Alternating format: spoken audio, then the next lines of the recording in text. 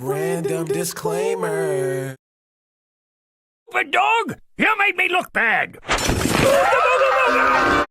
Heroically dog was found by Muriel, who lives in the middle of nowhere, and she lives with her husband, Eustace's bag.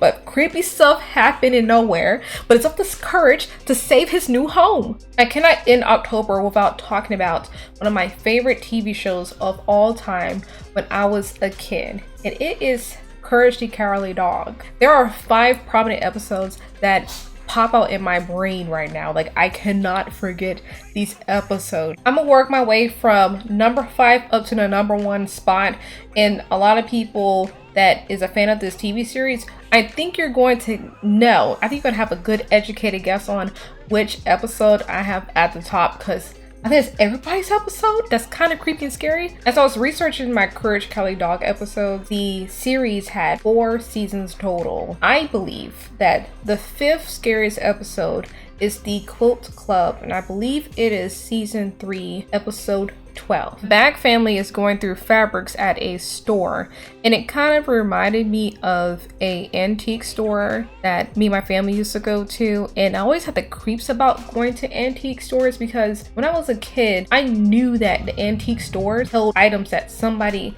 else previously used, and I wasn't too fond of it because I was very sensitive to energy and to spirits. I still am today, not trying to creep y'all out, but I'm just saying, I'm just trying to say some facts. But I remember one time my mom bought this picture, and it's of a sailor, and he looks like a stereotypical sailor from back in the day. Had on like a loose clothing. It was like a wetsuit looking type of material.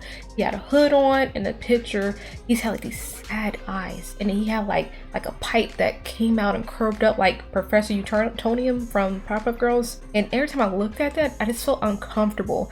And my mom put that picture in my brother's room, and we had like weird energy in there. I don't know, but eventually when my mom got rid of that picture, like I didn't feel anything weird in that area of the house. Brother's room was fine, and my brother wasn't creeped out, I wasn't creeped out, and all was well. So this antique store in this episode brought back old memories. Sorry, off topic right now.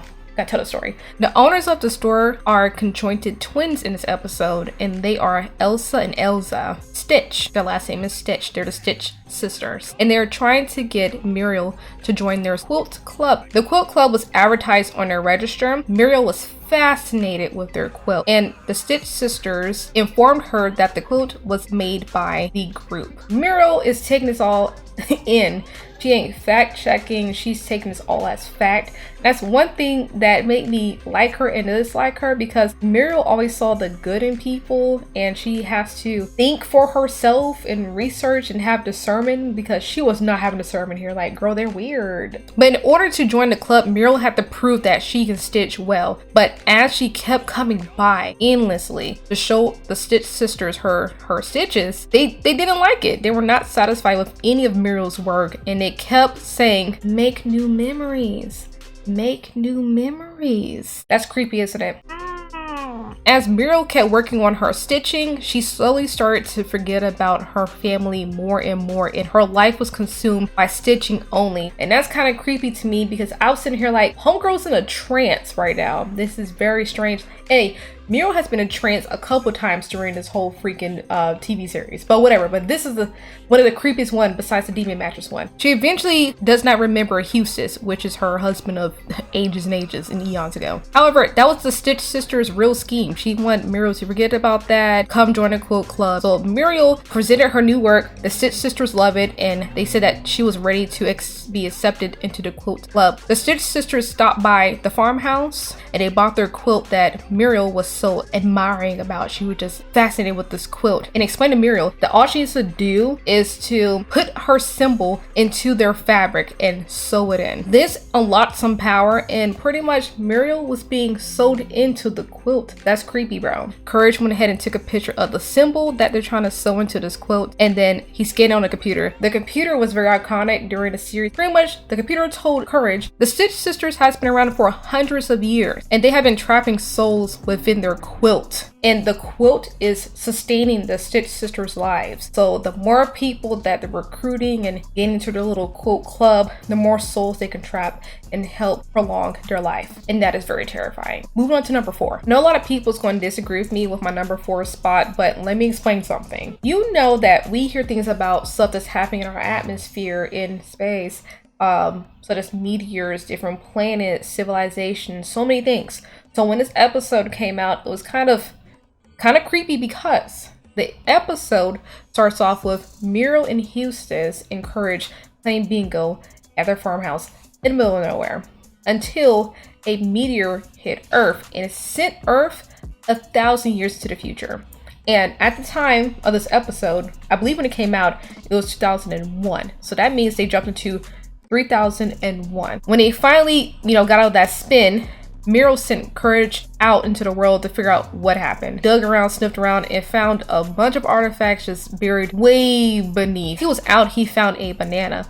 He attempted to eat it because I've seen Courage eat fruits before on this show, so it kind of makes sense why he's going to eat this banana. He probably starving. They jump 1,000 years into the future. I'm just saying. However, the banana turned into a crying baby, and when the baby cried, his mother went ahead and reacted. He went ahead and dipped up out of there. Because of that, that's when the family came to a realization that Courage is the only dog. Eustace and Muriel are the only 2 humans left, and everybody else is extinct, and the world is being run by banana people. I know it's kind of silly. You're like, oh, what's the scary part? What's the scary part? It's coming. Don't worry. Eventually, the family had to go out into the city. The city is dirty, overran. And since Courage, Eustace, and Muriel are not banana people, they had to get some disguises because they were getting chased down by the banana mom and some police. They found some creepy dude. He was pretty quick. He was a little sneaky. And he got some rotten banana suits from him. And they blended in for the most part. In the city, they had a random parade that broke out. Don't know where that came about. But yeah, random parade came out. And the mayor of the Banana Republic and the Banana King promised that his people, that if they follow him to the paradise of Banana Holla, I believe it's called Banana Holla, then all their questions will be answered and everything will be great.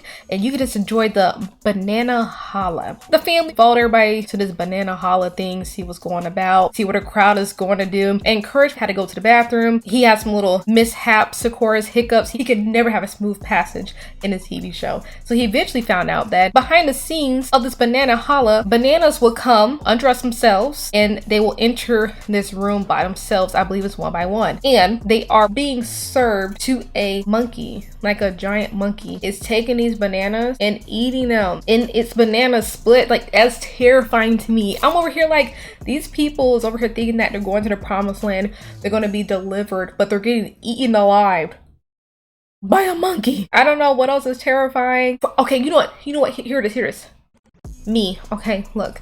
It's me living my best life in the streets. And I'm on the street going to a brunch. Parade breaks out. They're like, oh yeah, boom, we'll pay your student loans if you just join this parade, come with us. I'm like, yeah, cool. I hop in the parade, having a good time. Then I'm get stuck in this like palace, whatever. And I'm like, oh snap, oh where's the student loan payments? Where are the student loan payments? And then boom, I get drugged. Boom, I'm getting eat. Terrible. Like, see, you see the vision? My third scariest Courage Cowardly Dog episode, Everybody Wants to Direct episode, and it's from season 1, episode 9. The Bag family, Eustace, Muriel, and Courage, like always, they were sitting at home alone together late at night in the middle of nowhere, pretty much. That'll be changing. However, they got a knock at their door, and it is this guy named Benton. Allegedly, he is a world famous film director, and he believes that the farmhouse is a perfect place for his next new movie, and he's been scouting for locations. And the movie is called The Return of the Zombies from Beneath the Farm. However, Eustace wasn't really feeling it until Benton showed that bag. And you can turn Eustace around if you give him what he wants or what he's looking for. So he's easily swayed in that regard. Muriel, she's up for anything and everything. She has no discernment. She is agreeing to every darn thing. I can't remember an episode where she did not agree. Courage has good instincts the whole entire season, so they just disregarded him. Benton made sure that Courage did not interrupt his shoot. Also, Also, Eustace, Benton asked Muriel to be the star of his movie, and he wants her to be the victim of the zombie sacrifice. And Eustace's job was to play the background person, and of course his big task was to dig a hole in the middle of their basement floor. Courage continues to stop the movie as much as he can. During the middle of this mayhem, he went to his handy dandy computer. It's like the Google of the time. So he went ahead and looked up this man. He found out that this dude had a freaking partner, like a partner in crime, like real crime. This man's a criminal. He had a partner named Earl, and I will pronounce his last name. I ain't gonna try that. Y'all ain't gonna play me like that. But they were serial killers, and they went ahead and pretended to be film directors, and that's how they lured their victims to their death. After their reign ended, come to find out they murdered 12 people total, and they were sent to jail for their crimes. And Earl was reformed, and he was released on good behavior. Who believes that? And then Benton, the one that's in their house, he was left to die in prison. And once Courage saw that, he felt vindicated. So by the time he went downstairs, Benton completed his whole ritual. He was using the freaking moon to bring back his dead partner and stuff like that. And he was gonna record this scene for this freaking quote unquote movie like they used to do back in the day. And this creepy zombie dude, he was coming to eat up Muriel, bro. He had the saliva, the teeth was right. It was like all that, like it was very terrifying. And not only did Benton resurrected his zombie homie, and he was gonna let his zombie homie eat up Muriel because she plump and ready. Yeah, Benton was going to join in on the meal too. Like they were both going to devour her. Shook up. Yeah, of course, you know, Muriel and them escaped. That whole scene, the zombie stuff was very creepy to me. The way they animated their looks just stuck in my head, especially homie that was in the ground. Like he looked the worst. Very traumatizing, very scary to me. My second scariest episode will have to be Freaky Fred. Quite naughty. That's from season 1, episode 4. That man is terrifying, okay? Look at that smile. You see that? Sleep with that at night. Fred belonged to the home of the freaky barbers, and he was wild, bro. And visited the family in the middle of nowhere. I gotta keep saying that, in the middle of nowhere, and people like popping up. Of course, Muriel, like always, she is always a hostess, and she wants Eustace to participate, but he was not having it. He was definitely halfway stuck on the bathroom project, halfway don't really want to do that because he want to do his own thing. I understand, bro. So eventually Fred needs to go use the bathroom, and Muriel was going to get towels for him. So Fred, Courage, and Eustace was upstairs. And Eustace decided to just throw Courage in the bathroom with this freaky ass dude. In the door, of course, Jim is locked, and they're not going to be able to get them out of there. So instead of fixing it immediately, Eustace decided to go on a freaking girl date. I don't know.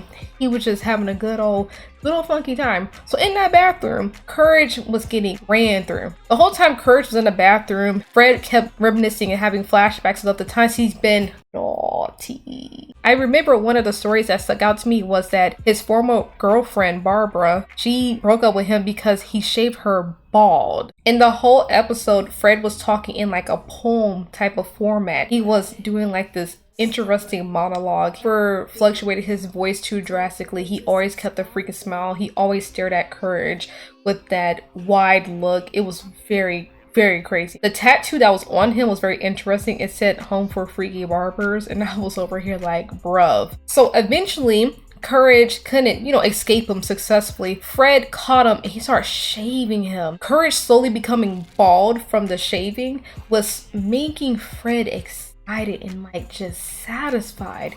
He just loved shaving stuff. He just really liked shaving stuff. So eventually he got down to his tail, and Courage was trying to save his tail pretty much. He did not want to be. But what Fred didn't realize during the time he was like being weird and stuff in the bathroom, yeah, Courage went ahead and called somebody. He called the mental hospital to get this man out of here.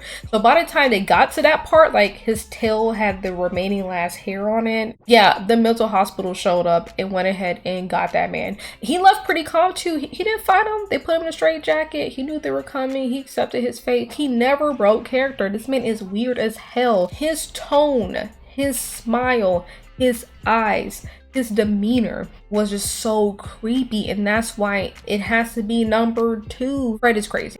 With love, Fred. And this brings me to my number 1 scariest episode of Courage Cali Dog of all time. And I know y'all know what I'm about to say. I know you know. But it is the King Ramses episode. This episode was aired in season 1, episode 7. At the beginning of the episode, we look at two people with a Egyptian slab, which we find out was stolen from the tomb of King Ramses. They are considered grave robbers. They're trying to do their best to hide the slab, but they can turn to the location after, they evade authorities and stuff like that. However, since they took it from a tomb, they have a curse. Eventually, they didn't have time to react until they were surrounded by locusts, and Courage watches this from the farmhouse. The next day, Courage is still curious about what he saw. So he got the slab and showed it to Muriel and Houston. And on the slab, it contained the symbol of Ramses, water, a record player, and locusts, right? And nobody knows what all this means. Of course, Eustace thought it was trash until he later on found out that it was worth some money. Eustace, anything with money, he's going to change his mind and ride out for that. So since Eustace didn't give up the slab, King Ramses went ahead and showed up on the lot. And he stood outside and he said the most infamous line. And he said, "Return the slab or suffer my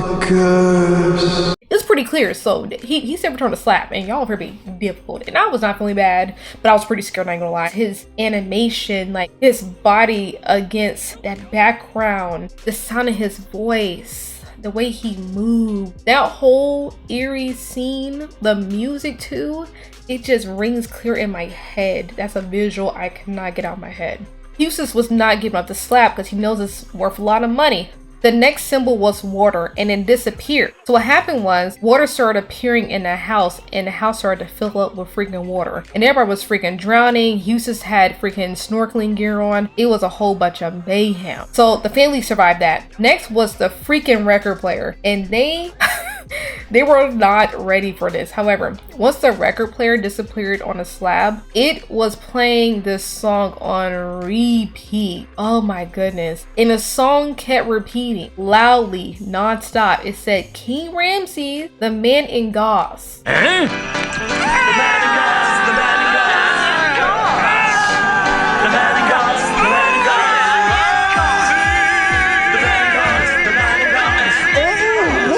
Yes, the voice sounded really good, but who wants to keep hearing those words over and over again? Terrifying. Terrifying. After the family got through that suffering, the last curse was the locusts. The locusts are not bugs that's going around flying and being annoying. No, these locusts can devour people. Just like those grave robbers, they can devour people. They can cause destruction. So eventually, the only reason why and the only reason how King Ramsey got his slap back was because he had to unleash the locusts again to devour Eustace, because he was not giving that up. What's your offer?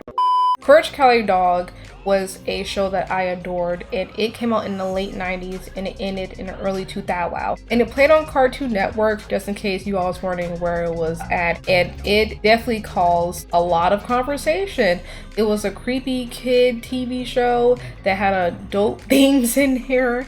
Some kid jokes too, but it was very interesting, and it definitely left the everlasting impact. And I would say it definitely influenced my love for horror and like stuff a little creepy, dark, and mysterious. See where I'm going with that?